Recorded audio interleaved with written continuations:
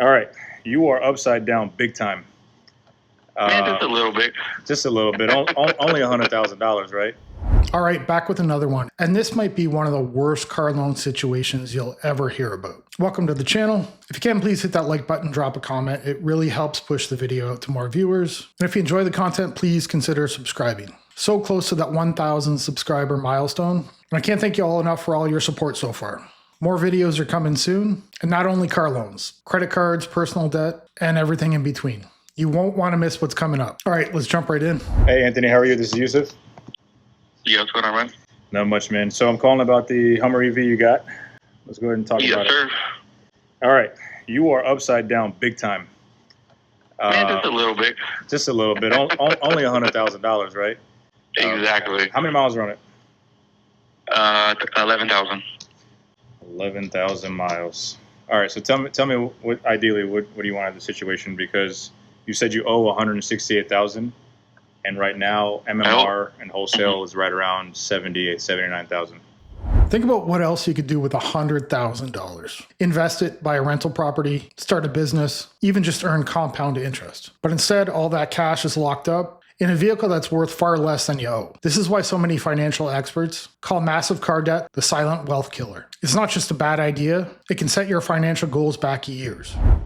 Exactly, yeah. So like I said, I bought the vehicle, you know, when the Hummer first came out, essentially when they were marked up over 200,000 at the time, especially when gas prices were really high last year, and some for about 150, and I was the cheapest one in the U.S. at the time. And you know, I jumped on it and got it. I actually had two vehicles. I had a BMW X6 that was brand new, and I had a Silverado that was pretty new as well. So I traded both those in, but I was negative on both of them, so I added that negative equity. When you roll those unpaid balances from old car loans into a new loan, all that negative equity snowballs. Dealers will gladly hide it in the paperwork, but the math doesn't lie. You're now financing cars you don't even own. It's like taking out a mortgage on a house you've already sold. You're paying interest on thin air while the new car keeps losing value every single day. This is why this kind of deal is a financial trap disguised as an upgrade. The car might feel like a dream, but the debt is a nightmare. It can wreck your credit, crush your savings, and delay every other financial goal you have. Talk about a crap show. Put about $25,000 down, and I think that obviously would help the sale. You know, I honestly should have walked out of there. I was at a pretty big dealership, not even got a higher interest rate than I've ever received, which is about 10% interest rate on the vehicle. Let me tell you, so from my videos, 10% is like 1% compared to everybody that's been calling in. All right. Yeah. What were your payments on the Hummer? Oh, it's at $3,300. I like it. I want it. Let's say I'll offer you $79 for it. You know, sight unseen. It looks like it's in good condition.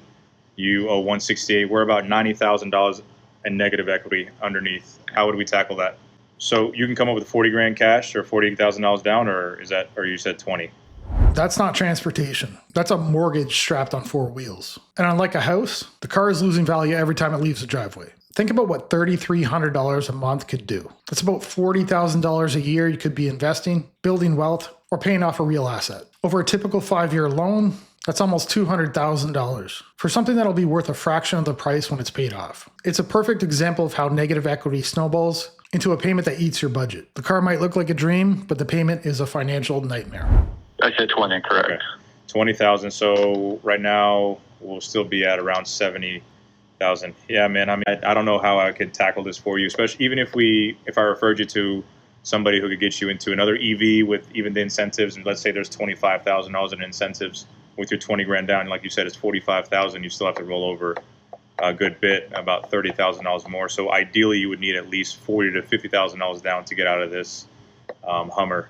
Maybe George, maybe George over at JNS has has some bigger pockets, but yeah, I'm pretty sure he's going to tell you the same thing. That's why I was saying, I was like, you know, get ready for the worst situation probably you've ever seen.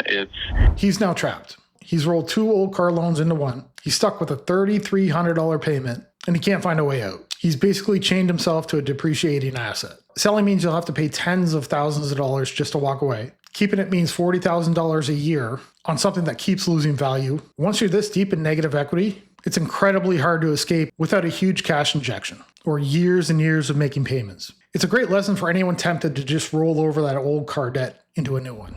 You know, and like I said, I mean, usually, I mean, I'm into cars. I buy cars. I love cars, but I didn't think about my negative equity on my other vehicles. So I just couldn't fathom how a bank could allow me to roll that much negative equity. Pretty much almost, you know, 200%. You know, they finance 200% loan to value on a vehicle. To me, that doesn't make any sense. Yeah, unfortunately, brother, I'm stuck at you know, at 79. Even if I could push it to 80, we're still far away from getting a deal. Yeah. So.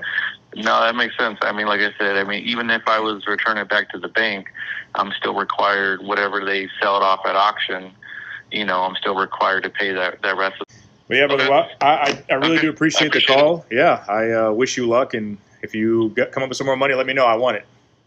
All right. Thanks, man. Appreciate it. Thanks, sir. Yes, sir. Bye. Bye-bye. Why would a lender sign off on $100,000 of negative equity? Because from the bank's perspective, it's not about the car, it's about the loan. They see someone willing to sign a contract for a massive balance and a 10% interest loan rate. The loan is secured by the vehicle, but in reality, the bank knows they'll make the money back through years of interest payments, long before the car is worth anything close to what's owed. If the borrower defaults, the bank can still repossess the car and pursue the remaining balance, plus fees and penalties. To them, it's a high-risk loan with high-reward interest. As long as the paperwork checks out, steady income, decent credit, maybe a big enough down payment, they'll say yes. I'm going to end the video here and remind you to please hit that like button, drop a comment, and consider subscribing. I'll see you in the next one. Bye.